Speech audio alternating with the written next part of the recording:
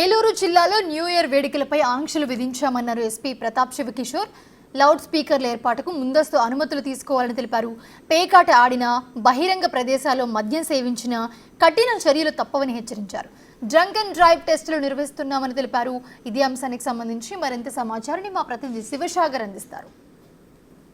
సంవత్సర వేడుకలపై కఠిన ఆంక్షలు విధిస్తున్నారు ఏలూరు జిల్లా పోలీసులు. మనతో ఇదే విషయం మీద మాట్లాడడానికి ఏలూరు జిల్లా ఎస్పీ ఉన్నారు, కిషోర్ సార్. ఏంటి సార్, ఈ నూతన సంవత్సర వేడుకలు అంటేనే యువత చాలా జోరుగా ఉంటూ ఉంటారు, ఏంటి వారికి ఏం చెప్పదలుచుకున్నారు?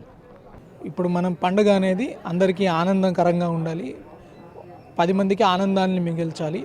అంతేగాని మనము జోరులో హుషారులో తాగి డ్రంక్ అండ్ డ్రైవింగ్ చేయడం కానీ, అతి వేగంతో ప్రాణాలు కోల్పోయి మనం ప్రతిసారి చూస్తుంటాము.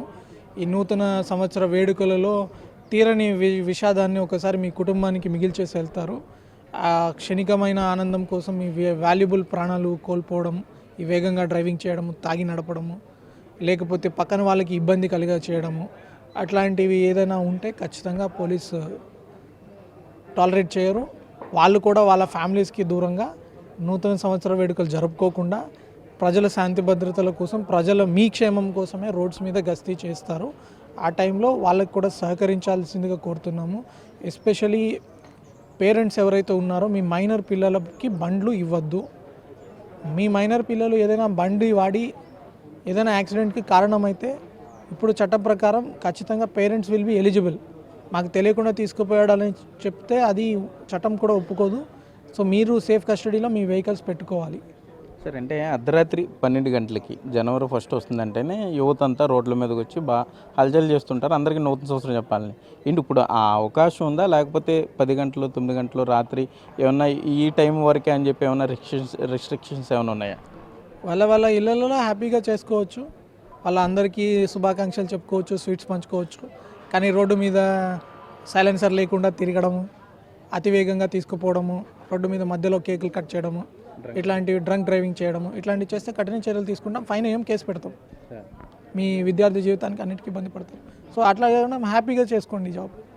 ఇన్ 2024 ఏలూరు జిల్లాలో క్రైమ్ ఏ విధంగా తగ్గించారు? ఏ కేసులు ఎక్కువగా డిటెక్ట్ అయినాయి, ఏ కేసులు ఎక్కువగా నమోదు అవుతున్నాయి? మన ఏలూరు జిల్లాలో లాస్ట్ ఇయర్ మనం చూసుకుంటే మనకి ఫ్లడ్ ఎఫెక్టెడ్ అయినాయి. మనకి గోదావరికి కూడా 2-3 సార్లు ఫ్లడ్స్ వచ్చాయి. అది కాకుండా మనకి నూజివీడులో ఫ్లాష్ ఫ్లడ్స్ వచ్చాయి. ఏ రకమైన ప్రజలకి ప్రాణహాని లేకుండా మనం కాపాడుకోగలిగాం. మా పోలీస్ ఫోర్స్ అంతా మిగిలిన శాఖలతోటి సమన్వయం చేసుకొని ఈ క్రైమ్ పరంగా చూసుకుంటే ఈ మోటార్ బైక్ దొంగతనాలు అయితేనేమి, లేకపోతే ప్రాపర్టీ అఫెన్సెస్, ఇళ్లలో పోయిన బంగారం అయితేనేమి, మనం పోయిన సంవత్సరం అంతకుముందు దాంతో పోల్చుకుంటే డబుల్ ద రేట్ రికవరీ చేయడం జరిగింది. చాలా ఒక మోర్ దెన్ 250 బైక్స్ కూడా రికవర్ చేసి బాధితులకు అప్పగించడం జరిగింది. ఒక స్టేట్లో కూడా మనది ఒక రికవరీ కూడా one of the major recovery percentage మన దగ్గర నుంచి వచ్చింది. గోల్డ్ కూడా చాలా మనది ఆఫీస్ సిస్టంలో కూడా స్టేట్ మొత్తం మీద 8 crores ఎంతో ప్రాపర్టీ రికవర్ అయితే మన దగ్గర నుంచే ఒక 2.5 crore ప్రాపర్టీ రికవర్ అయింది. ఇంకా నెంబర్స్ కూడా పెరుగుతాయి. రేపు కూడా will give more details. Property offences అన్ని బాగా డిటెక్ట్ చేస్తున్నాము. మరి ఇంకొకటి చూస్తే సైబర్ క్రైమ్ ఎక్కువ ఉంది, ఇంకా ఎక్కువ రిజిస్టర్ కూడా చేయాలి, ఇంకా ఎక్కువ అవేర్నెస్ కావాలి.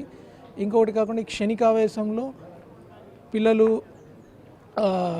ఈ మైనారిటీ తీరకుండా లవ్ అఫైర్స్ వల్ల కూడా కొన్ని ఈ స్టాట్యూటరీ పోక్సో రేప్స్ నమోదు అవుతున్నాయి.